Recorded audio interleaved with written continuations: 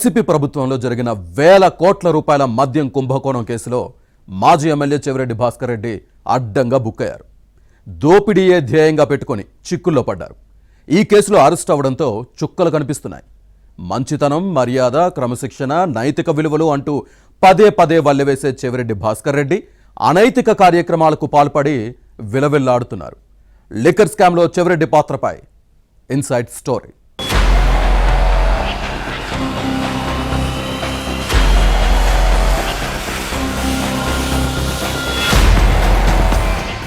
తిరుపతి జిల్లా చంద్రగిరి మాజీ ఎమ్మెల్యే చెవిరెడ్డి భాస్కర్ రెడ్డికి అరాచకవాదిగా పేరుంది. వైసీపీ పాలనలో అధికారాన్ని అడ్డుపెట్టుకుని ఇష్టారాజ్యంగా చెలరేగిపోయారు. అడ్డగోలుగా దోపిడీ విధానాలకు పాల్పడి చివరికి మద్యం కుంభకోణం కేసులో చిక్కుకుని లబోదిబోమంటున్నారు. డిస్టిలరీలు, మద్యం సరఫరా కంపెనీల నుంచి ముడుపులు కొల్లగొట్టిన సొమ్ములో కొంత మొత్తం చెవిరెడ్డికి ముట్టిందన్న ఆరోపణలున్నాయి. వైసీపీ హయాంలో జరిగిన వేల కోట్ల రూపాయల మద్యం కుంభకోణంలో ఈయన పాత్ర బయటపడడంతో విదేశాలకు పారిపోయే క్రమంలో చివరికి అరెస్ట్ అయ్యారు.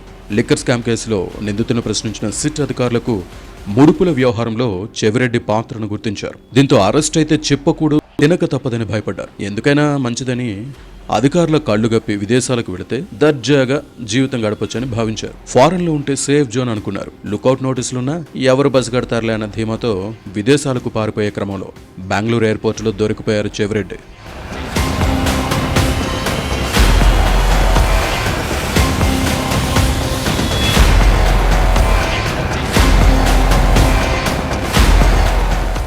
గత ఎన్నికల్లో వైసీపీ అభ్యర్థులను గెలిపించుకోవడానికి చెవిరెడ్డి మద్యం ముడుపులను విచ్చలవిడిగా ఖర్చు చేసినట్టు సిట్ దర్యాప్తులో తేలింది. లిక్కర్ స్కామ్ సొమ్ములో 100 కోట్లు చెవిరెడ్డికి చేరాయంటే ఈ కుంభకోణం ఎంత పెద్దదో అర్థం చేసుకోవచ్చు. మద్యం కేసులో తన పాత్ర బయటపడగానే చెవిరెడ్డి భాస్కర్ రెడ్డి సిట్ దర్యాప్తునకు ఆటంకం కలిగించేందుకు ప్రయత్నించారు. చెవిరెడ్డి పిఏలు, గన్మ్యాన్, డ్రైవర్లు, సన్నిహితులను సిట్ విచారణకు పిలవడంతో ఇక తాను తప్పించుకోలేనని భావించి సిట్పై ఎదురుదాడి చేసేవారు. తన దగ్గర గన్మెన్గా పనిచేసిన వారితో సిట్ అధికారులపై తప్పుడు ఆరోపణలు చేయించేవారు. దీని నుంచి బయటపడేందుకు ఉన్న అవకాశాలను పరిశీలించినా సాధ్యం కాకపోవడంతో చివరికి అడ్డంగా బుక్ అయ్యారు.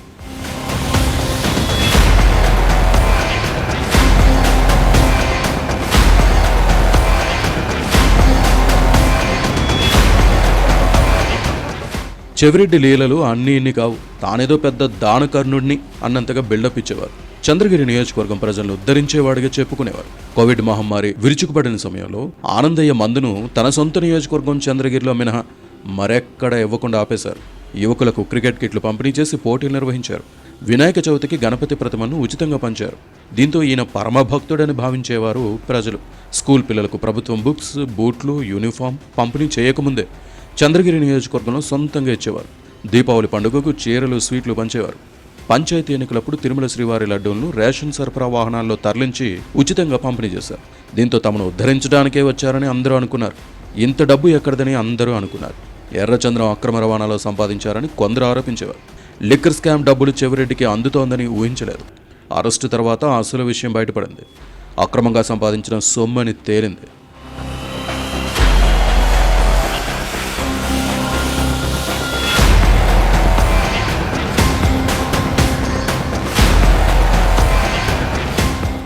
చెవిరెడ్డి భాస్కర్ రెడ్డితో పాటు కుమారుడు మోహిత్ రెడ్డి తాము ఎన్నికల్లో మద్యం పంచలేదని బుకాయించేవారు. లిక్కర్ కారణంగా తమ ఇంట్లో 2 చనిపోయారని ప్రచారం చేసేవారు. గన్మెన్తో పోలీసు ఉన్నతాధికారులకు రాసిన లేఖలోనూ ఇదే అంశాన్ని ప్రస్తావించారు.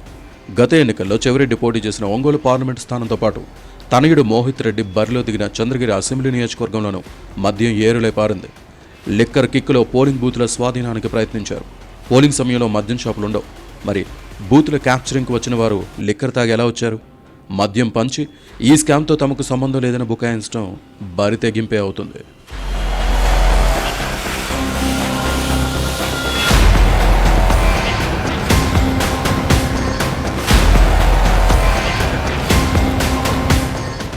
గతేడాది జూలై 27న స్నేహితుడు పెళ్లికని దుబాయ్ వెళ్లేందుకు యత్నించిన చెవిరెడ్డి కుమారుడు మోహిత్ రెడ్డిని లుకౌట్ నోటీసులతో ఇమిగ్రేషన్ అధికారులు బెంగళూరు ఎయిర్పోర్టులో అడ్డుకుని తిరుపతి పోలీసులకు సమాచారం ఇచ్చారు.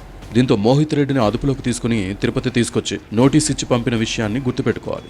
విదేశాలకు పారిపోయే క్రమంలోనే ఇప్పుడు చెవిరెడ్డి కూడా బెంగళూరు ఎయిర్పోర్టులోనే బుక్ అయ్యారు. చెవిరెడ్డి అరెస్టు తర్వాత ఈయన తనయుడు మోహిత్ రెడ్డిపై సిట్ అధికారులు దృష్టి పెట్టారు. ఈయన కూడా ఎఫ్ఐఆర్లో నిందితుడిగా చేర్చారు.